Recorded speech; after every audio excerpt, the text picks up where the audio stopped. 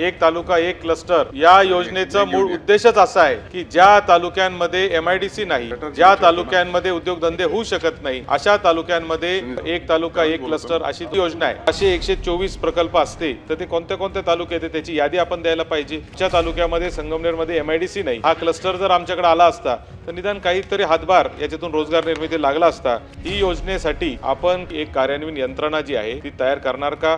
ही योजना महाराष्ट्रातल्या उर्वरित तालुक्यात कधीपर्यंत कार्यान्वयन होणार आणि विशेष करून आमच्या तालुक्यामध्ये? सन्मान्य सदस्यांनी सांगितले की तालुक्याच्या प्रत्येक ठिकाणी एक क्लस्टर होऊ शकलं नाही, ही वस्तुस्थिती खरी आहे। एक तालुका एक क्लस्टर ही जी संकल्पना ती भविष्याच्या कालावधीमध्ये आम्ही प्रत्यक्षात उतरवू। सभापती महोदय, हा खरं तर हा प्रश्न जो आहे या सूचना क्रमांक म्हणजे 93च्या सूचनेप्रमाणे जो मांडलेला आहे, हा राज्यातील औद्योगिकरणाच्या दृष्टीने अत्यंत महत्त्वाचा असा निर्णय आहे।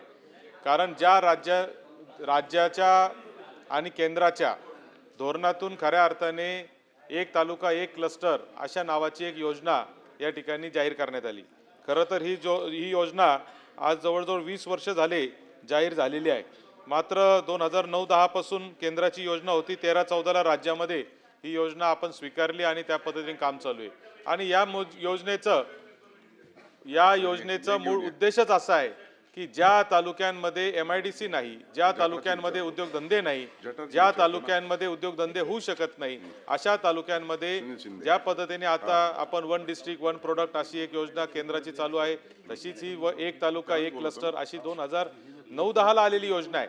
परंतु आजही राज्यातल्या 355 पैकी 191 तालुक्यात ही योजना झालेली आहे, अशा पद्धतीचं उत्तर खरं तर आपण या ठिकाणी दिलेलं आहे। पण सभापती महोदय, मला आपल्याला या निमित्ताने सांगायचं आहे की हे ज्या काय 183 प्रकल्पांमार्फत झालंय असं आपण म्हणताय, यातले 124 कार्यान्वित झालेत असं आपण या उत्तरात म्हणतायत। याच्यावर माझा विश्वास दुर्दैवाने मंत्री महोदय नाही। कारण जर असे 124 प्रकल्प असते तर ते कोणत्या कोणत्या तालुक्यात आहेत त्याची यादी आपण द्यायला पाहिजे। आज उदाहरण म्हणून सांगायचं झालं तर आमच्या तालुक्यामध्ये संगमनेरमध्ये एमआयडीसी नाही, त्यासाठी हा क्लस्टर जर आमच्याकडे आला असता तर निदान काहीतरी हातभार याच्यातून रोजगार निर्मिती लागला असता। त्यामुळे माझा स्पेसिफिक प्रश्न असा आहे का ही जी योजना आहे, ही योजनेसाठी आपण काहीतरी एक कार्यान्वयन यंत्रणा जी आहे ती तयार करणार का? आपले जे कमिशनर जे इंडस्ट्रीज आहेत त्यांनी तर वारंवार बैठका घेऊन याच्यावर नाराजी व्यक्त केलेली आहे, त्याच्याही इतिवृत्ताच्या कॉपी आमच्याकडे आहेत। परंतु त्यांनी नाराजी व्यक्त करून सुद्धा अजूनपर्यंत ती योजना पूर्णपणे कार्यान्वित झालेली नाही। त्याच्यामुळे एक तालुका एक क्लस्टर ही योजना महाराष्ट्रातल्या उर्वरित तालुक्यात कधीपर्यंत कार्यान्वयन होणार आणि विशेष करून आमच्या तालुक्यामध्ये कधीपासून चालू होणार, याबाबत स्पेसिफिक उत्तर मंत्री महोदय आपण द्यावं। आंबे साहेबांनी जो क्लस्टरच्या बाबतीमध्ये मुद्दा या ठिकाणी मांडला, एक तालुका एक क्लस्टर करण्याच्या संदर्भातला निर्णय झाला होता, याच्याबद्दल दुमत असण्याचं काही कारण नाही। परंतु या सगळ्या क्लस्टरच्या योजना राबवत असताना आज आपल्याकडे 186 प्रकल्प हे मंजूर झालेले आहेत आणि त्या प्रकल्पाची किंमत 1916.15 कोटी एवढी आहे। त्याच्यामध्ये 124 प्रकल्प कार्यान्वित आपण जे झाले म्हणून सांगितले, ही देखील वस्तुस्थिती खरी आहे। ती यादी पूर्ण मी पटलावर देखील ठेवेन आणि सन्मान्य सदस्यांना देखील पाठवून देईन। राज्याचे एकूण 487.21 कोटी रुपये अनुदान हे वितरित झालेलं आहे। केंद्राचे 439.46 कोटी एवढं अनुदान वितरित झालेलं आहे। असं एकूण 926.67 कोटी अनुदान हे वितरित झालेलं आहे आणि 124 प्रकल्पांमधनं 30,000 हे प्रत्यक्ष आणि अप्रत्यक्ष रोजगार निर्मिती देखील झालेली आहेत।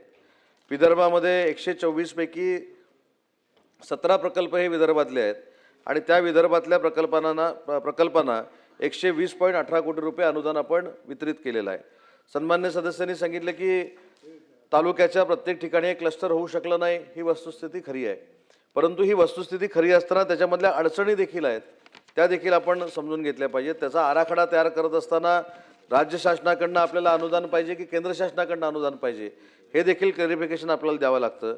दुसरी महत्त्वाची गोष्ट आहे की हिस्सा भरण्यामध्ये जी अडचण येते, कारण 70 ते 80% अनुदान आपण देतो, जर 70% अनुदान आपण दिलं तर 30% संबंधितांनी भरायचं, म्हणजे 30% भरताना त्यांना अडचणी येतात।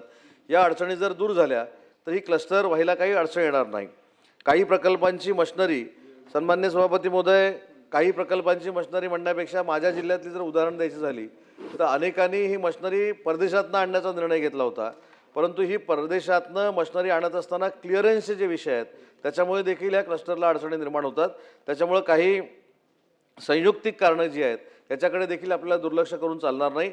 परंतु एक तालुका एक क्लस्टर ही जी संकल्पना महाराष्ट्र शासनाची आहे ती भविष्याच्या कालावधीमध्ये आम्ही प्रत्यक्षात उतरवू एवढंच मी सभागृहाला आश्वस्त करतो.